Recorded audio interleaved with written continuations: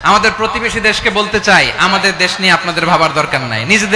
নিজের চরকায় তেল দেন, নিজের দেশ নিয়ে ভাবেন। গদের একটা প্রতিবেশী দেশ আছে, আমরা আমাদের দেশ নিয়ে যত ভাবি তারা তার চেয়ে বেশি ভাবে। কথা বুঝতেছেন না? আরো ভেঙে বলতে হবে। আমরা আমাদের দেশ নিয়ে যত উদ্বিগ্ন, এদের আরো টেনশন বেশি। বলেন, আমাদের দেশে শান্তি আছে না নাই? আমরা হিন্দু মুসলিমে কখনো দাঙ্গা লাগে? আসতে বলেন, কেন লাগে? ওদের পূজা পার্বণে আমাদের মাদ্রাসার ছেলেরা যে পাহারা দেয়, চিল্লায় বলেন ঠিক কিনা? আমাদের তাফসির মাহফিলের সময় ওরা ডিস্টার্ব করে, ঢোল বাজায় না। ওদের পূজা পার্বণের সময় আমাদের তাফসির মাহফিলের ডেট হলে আমরা চেঞ্জ করে দেই। সুবহানাল্লাহ! কি সাম্প্রদায়িক সম্প্রীতির রোল মডেল। আর ওই বাংলাদেশের ব্যাপারে তারা অনেক ডিসইনফরমেশন ছড়াচ্ছিল। ভারতের অনেকগুলো গণমাধ্যম, আমি জেনারেলাইজ করব না, আমাদের প্রতিবেশী দেশের সব গণমাধ্যমকে আমি দোষ দিতে চাই না, অনেকগুলো গণমাধ্যম তারা ডিসইনফরমেশন শেয়ার করেছে। ডিসইনফরমেশন আর মিস ইনফরমেশনের পার্থক্য আছে। মিস ইনফরমেশন না জেনে ভুল বুঝে একটা মিথ্যা বা ভুল তথ্য ছড়িয়ে দেয়া, এটার ক্ষমা আছে, এটার কি আছে? আর ডিসইনফরমেশন মানে ইচ্ছা করে, প্ল্যান করে, ম্যাপ করে, ছক এঁকে মিথ্যা, গুজব, রটনা সোশ্যাল মিডিয়ায় ছড়ানো, এটার ক্ষমা আছে? আওয়াজ করে বলেন, ক্ষমা আছে? ভারতের কিছু গণমাধ্যম তাই করেছে। আমরা ব্যথিত হয়েছি, আমাদের হৃদয়ে রক্তক্ষরণ হয়েছে। আমাদের প্রতিবেশী দেশকে বলতে চাই, আমাদের দেশ নিয়ে আপনাদের ভাবার দরকার নাই। নিজের চরকায় তেল দেন, নিজের দেশ নিয়ে ভাবেন।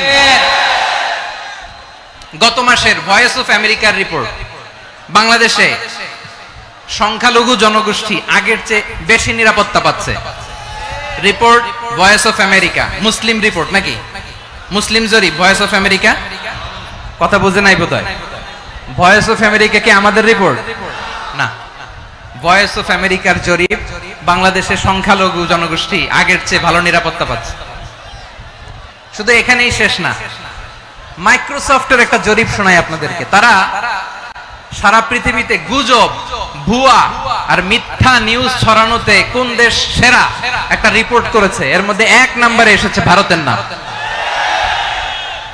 মাইক্রোসফট তো মুসলমানরা চালায় না? কথা বোঝে নাই বোধহয়। প্রতিবেশী দেশকে বলবো, আপনারা নিজের চরকায় তেল দেন, আপনারাও শান্তিতে থাকেন, আমাদেরকেও শান্তিতে থাকতে দেন। সব চেঞ্জ করা যায়, প্রতিবেশী চেঞ্জ করা যায় না। আমাদের ল্যান্ড তাদের ল্যান্ড, পাশাপাশি। আমরা চাই তারাও সুখে থাক, আমরাও সুখে থাকি, ঠিক কিনা? কিন্তু প্রতিবেশী হলে বন্ধুত্বপূর্ণ আচরণ করতে হয়। প্রতিবেশী যদি বন্ধু না হয়ে প্রভু হতে চায়, এরকম দানব প্রতিবেশী কেউ চায় না। ভারত যদি বন্ধুত্ব উপহার দেয়, আমরাও বন্ধুত্ব দিব। কি বলেন?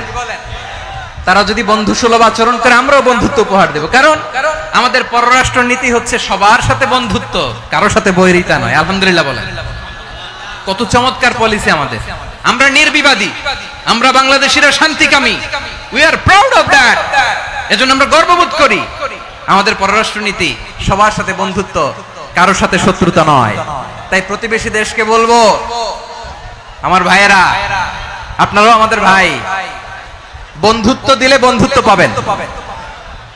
বন্ধুত্ব ইজ ওয়েলকাম, দাদাগিরি নয়। বন্ধুত্ব ওয়েলকাম, দাদাগিরি নয়। Loud and clear. ভারত যদি বন্ধুত্ব দেখায়, বন্ধুত্ব পাবে। কিন্তু ভারত যদি বাংলাদেশে আধিপত্যবাদ বিস্তার করতে চায়, বাংলাদেশের 18 কোটি জনগণ সেটা রুখে দেবে। ভারত যদি গৌর গোবিন্দের ভূমিকায় নামতে চায়, দেশের 18 কোটি মুসলমান শাহজালালের ভূমিকায় নামবে।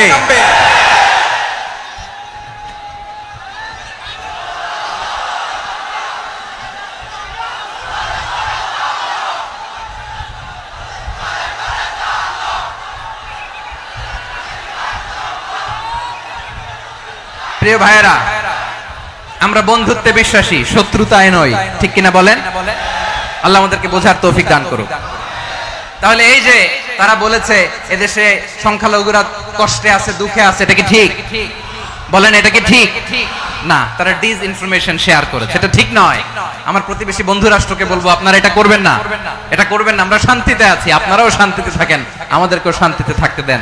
এই যে চিটাগাং এর অ্যাডভোকেট আলিফ হত্যাকাণ্ডে গোটা বাংলাদেশ আমরা ধৈর্যের পরাকাষ্ঠা দেখিয়েছে, চিল্লায় বলেন ঠিক কিনা? আমাদের নেতা আমাদেরকে ডেকেছে, আমরা শান্ত থেকেছি। আমরা শান্ত থাকতে চাই, আমরা ঐক্যবদ্ধ থাকতে চাই। যে কোনো ষড়যন্ত্র রুখে দেওয়ার জন্য ঐক্যবদ্ধ প্রচেষ্টার কোনো বিকল্প নাই। তাই আজকের আলোচনার ছোট্ট একটা টপিক আমি শিরোনাম ঠিক করেছি, আমাদের জীবনে, সমাজ জীবনে, ধর্মীয় জীবনে, রাষ্ট্রীয় জীবনে ঐক্যবদ্ধ থাকার গুরুত্ব।